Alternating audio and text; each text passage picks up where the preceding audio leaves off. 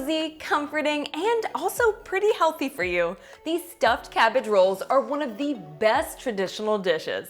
Ground beef and rice are wrapped up in a cabbage leaf and then baked in the oven with a sweet and tangy tomato sauce.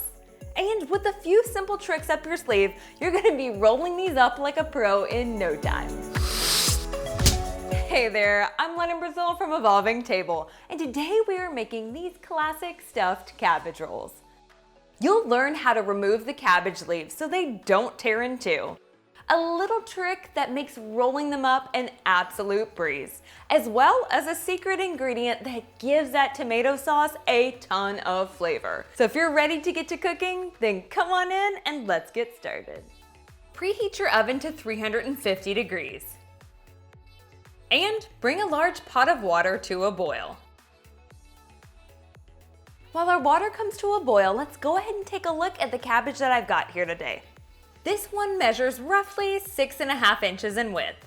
It's best if you find a head that is somewhere between 6 to 7 inches. Larger leaves are easier to fill up and roll without them tearing. And before you jump straight into peeling off all of those leaves, we're actually going to do something a little different here today.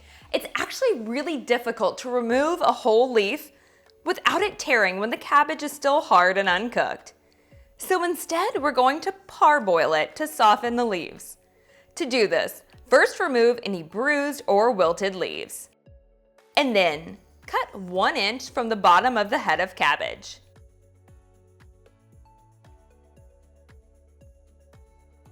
Place the head into a pot of boiling water. Boil the head of cabbage for 4 to 5 minutes, flipping it over halfway through. You'll know it's done when the leaves peel easily and are pliable. Be very careful when you're removing the head of cabbage from the pot, as it is extremely hot. An oven mitt really comes in handy here. Let the cabbage cool to room temperature or until it is safe to the touch. With the cabbage partially boiled, you can see how much easier it is to peel the leaves without them tearing. So work your way around the head of cabbage until you have 12 large leaves. Set these aside on a dish towel to drain while we prep the other ingredients. Next, we'll start working on that tomato sauce since it does take a little bit of time for it to simmer. You'll want to first finely chop 1 small sweet onion.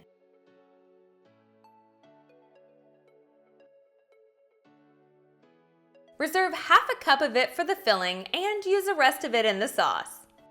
Place a large skillet over medium heat. Add 2 tablespoons of oil. Avocado or olive oil both work great, along with a diced onion. Sauté for 2 to 3 minutes. Add 2 cloves of crushed garlic and continue sautéing for an additional minute. Pour in a 15-ounce can of tomato sauce, a 15-ounce can of crushed tomatoes, 1 tablespoon of sugar. This is optional and can be substituted with honey or agave nectar or left out completely. 1 teaspoon of salt, half a teaspoon of black pepper, and my secret ingredient, Worcestershire sauce. Most classic cabbage roll recipes actually call for red wine vinegar in order to get that tangy flavor. But Worcestershire has not only the acidic vinegar taste, but it also has many other rich flavors that help to balance out the sauce. If you don't have this, you can always substitute with red wine vinegar, apple cider vinegar, or even distilled white vinegar. So go ahead and add in 1 tablespoon of Worcestershire sauce and stir until well combined. Increase the heat to high and bring the sauce to a boil. Once boiling, reduce the heat to low and simmer uncovered for 10 to 15 minutes. While the sauce is simmering, let's start filling up those cabbage rolls. Grab a large bowl and add 1 pound of ground beef.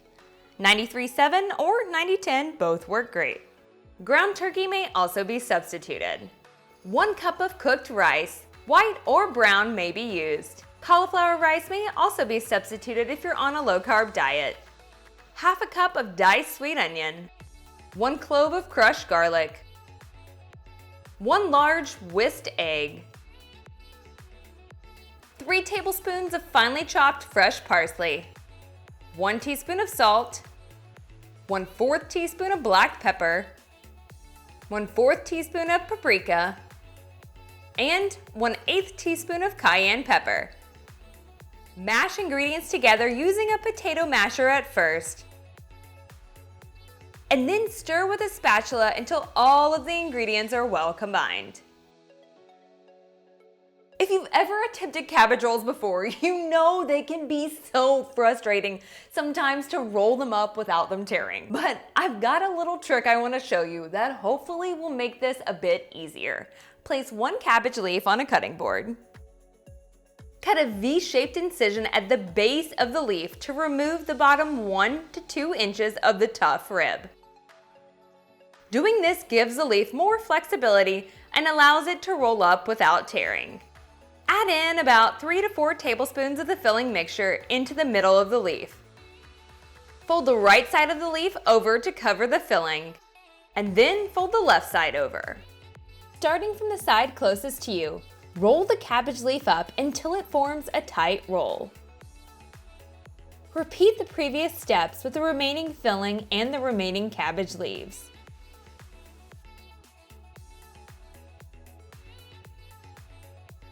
Spray a large 9 by 13 inch baking dish with nonstick cooking spray. Pour in the tomato sauce and spread it out along the bottom of the dish.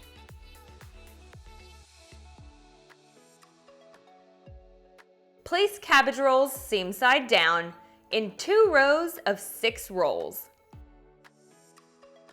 Cover the baking dish with a piece of aluminum foil and bake in the preheated 350-degree oven for 60 to 75 minutes.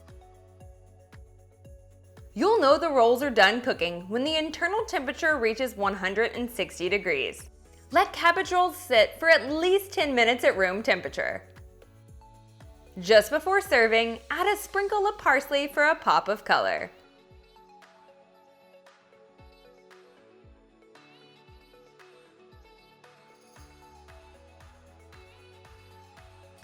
Oh yeah. Oh